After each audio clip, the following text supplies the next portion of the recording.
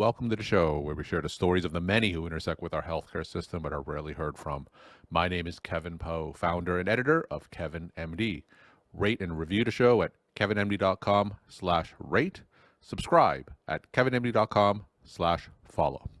Today on the show, we have Sara Pastoor. She is a family physician.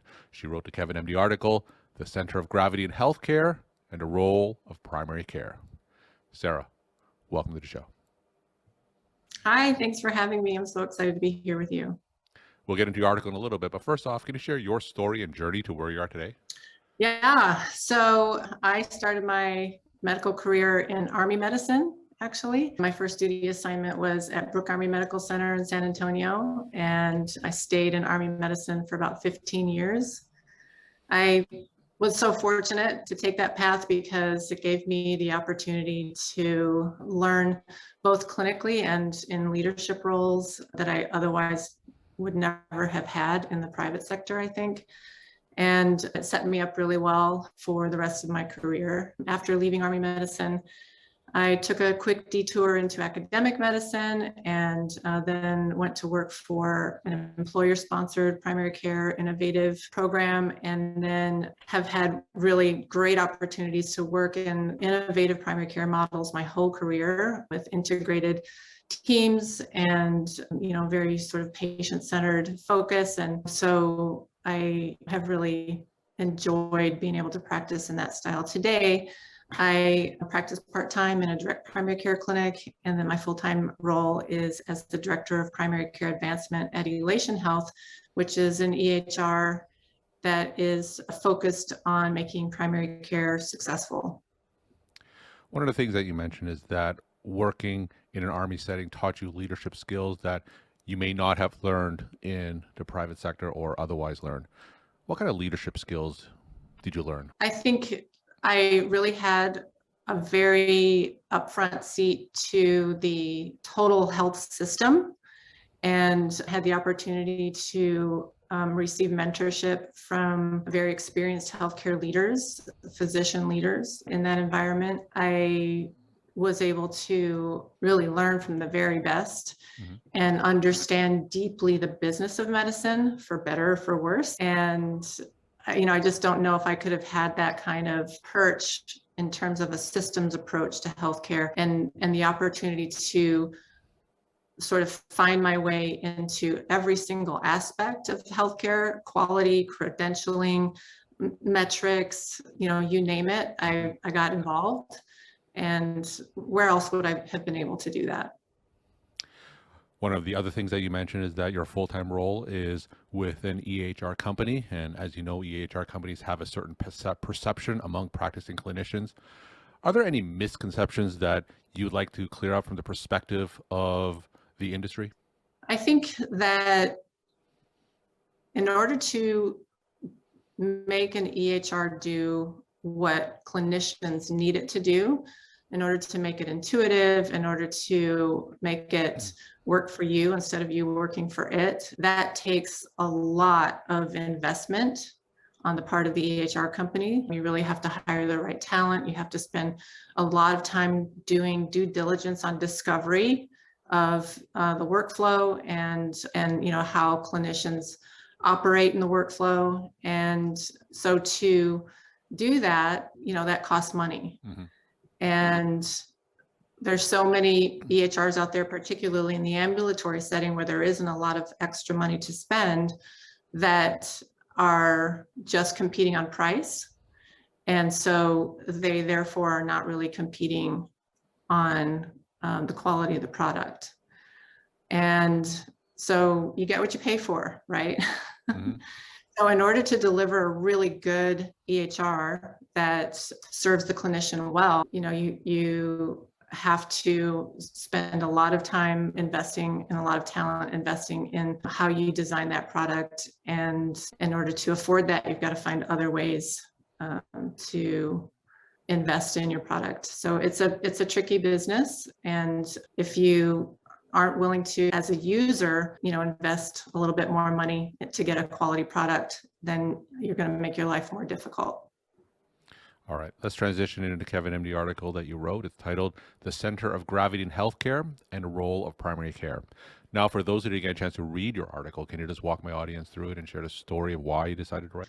Yeah, so in this role at Elation, I'm paid to write a lot. And I have noticed, and this is the first time I've had a role like that. What I've noticed is that to write, you really have to sit and reflect. Mm-hmm. And all the things that I've been writing about have sort of had this common theme bubble up for me, that our healthcare system, we talk about patient-centeredness quite a bit, but we really don't understand that very well. And we really haven't come to a point where we can understand that deeply.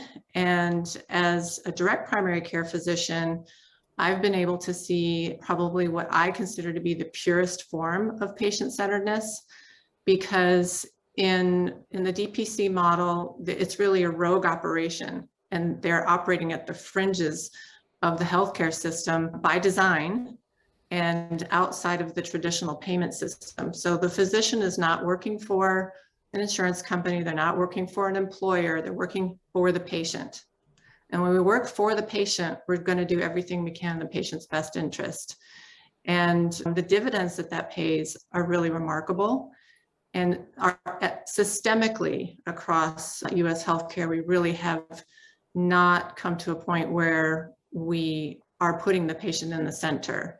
So when we look at the healthcare landscape, the patient is the most peripheral part of healthcare, sort of an afterthought in how we design and deliver healthcare. And in the direct primary care model, we see the patient right in the center of the spotlight. And that's where the patient should be. The healthcare is about the patient. And so I really wanted to write and talk about that, about how very important it is to pull that patient out from the periphery and back into the center, and what that would look like, and then why primary care plays such a critical role in making that patient-centered equation happen.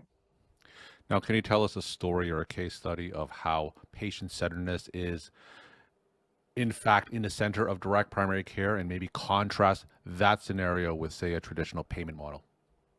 Let's see.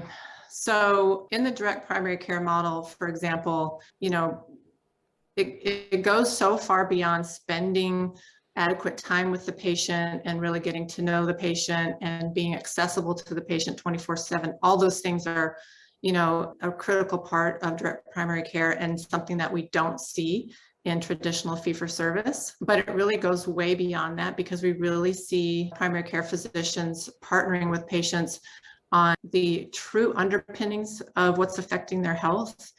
And that could be something like they've got a hospital bill that they cannot pay, and the PCP will literally call the hospital and bargain with them to get that bill down to something that the patient can afford, so they don't wind up in crippling debt. And nowhere else do we see that in healthcare. So I think that in the direct primary care model, we're really opening up the opportunity for patient and PCP to be deep in this powerful healing relationship that lends itself to patients really becoming more engaged and understanding their health better, and being able to take accountability for their own health. And instead of just being sort of this passive recipient of healthcare services that are just being tossed at the patient, and then they walk out of the exam room and they don't really know what to do, and they can't remember everything that was said, and they can't get access to the physician again to ask questions. It's just such a stark contrast. What do you see the role of direct primary care? Because we've had several direct primary care physicians on the show and writing for my blog, and I think that they all have varying responses in terms of what they see as the role of direct primary care. Some see it to continue to play a niche market. Some people want it to replace primary care as a whole. But I just wanted to ask you, in terms of the next few years, what do you see as the role of direct primary care? Yeah, that's a great question. I've actually been thinking about that question myself recently. Where really are we going with this? And I think, if nothing else, direct primary care shows the power of predictable upfront cash flow in primary care, and how the fee-for-service payment model is so toxic. Mhm. And so if we can use the DPC model as an example of how to heal our healthcare system by investing in primary care, by putting the patient at the center of what we're doing, and follow that and find other ways to also continue to do that with prospective payment, then I think, the DPC model has done its job. It changes everything, not only for the patient, but also for the physician. I was talking to a DPC doc yesterday who told me, my administrative burden switching from a fee-for-service delivery system into DPC went down by 95%. I mean, it's just a huge relief, and they really get to do what they train to do, which is partner with patients and really work on their health. And everyone wants that. There's such huge value there. So, should we have that replace all of primary care? That's probably not feasible, although many employers are starting to contract directly with DPCs. But, I think it's definitely starting to show the value. Where we need to go next is start to study direct primary care and the outcomes and impact to total cost of care, because there really is a paucity of literature about that. So that's something that we're working on at Elation, is trying to create that evidence so that we can tell those stories and show, what the true value of primary care can be. Because even in prospective payment systems from insurance companies, we've got, the insurance company defining what value is and telling the PCP, these are the metrics that you need to meet. Mhm. And in the DPC model, they have been relieved of all of that. There's nobody telling them how to deliver care or what value is. They're just doing it, and they are internally motivated and passionate about delivering that value the right way for patients. And it's creating way more value than we see in any other primary care model. We just need to tell that story.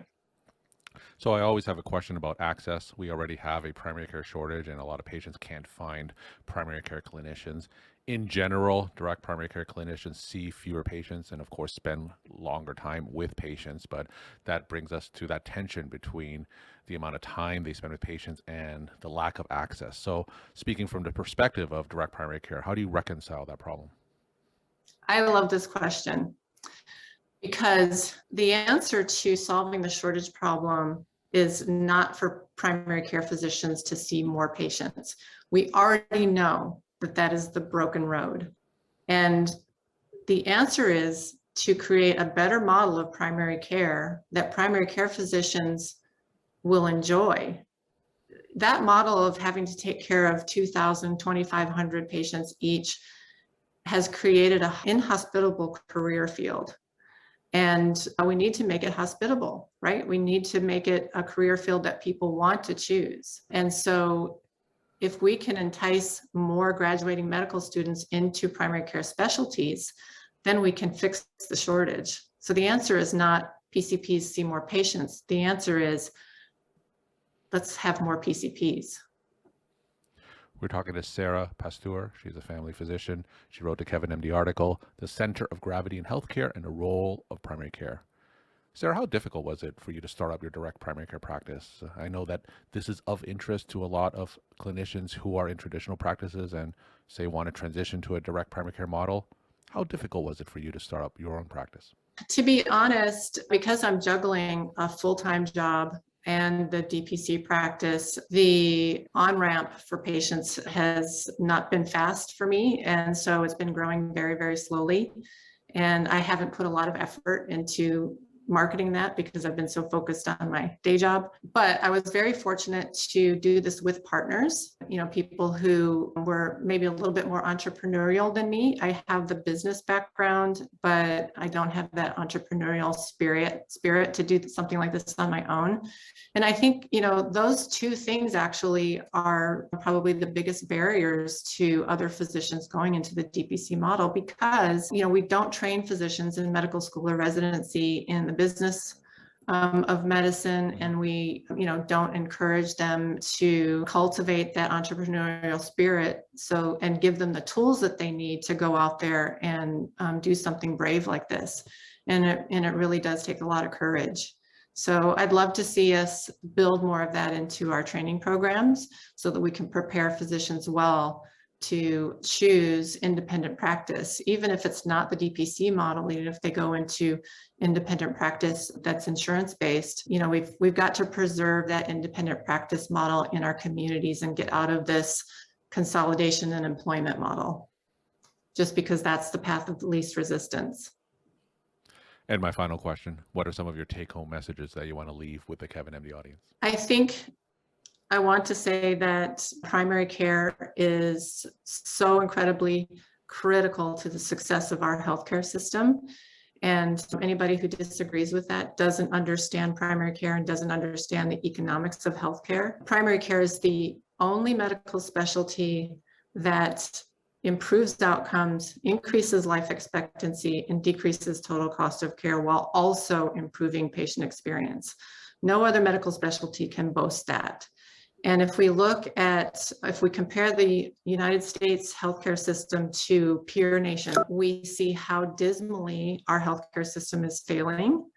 And one of the key things that makes those other healthcare systems more successful than ours is that they invest heavily in primary care systems. And so we've got to start investing in primary care in this country and restoring primary care to its powerful role in the healthcare system if we want the healthcare system to stop failing us. Sara, thank you so much for sharing your time and insight. Thanks again for being on the show. Thank you. Take care.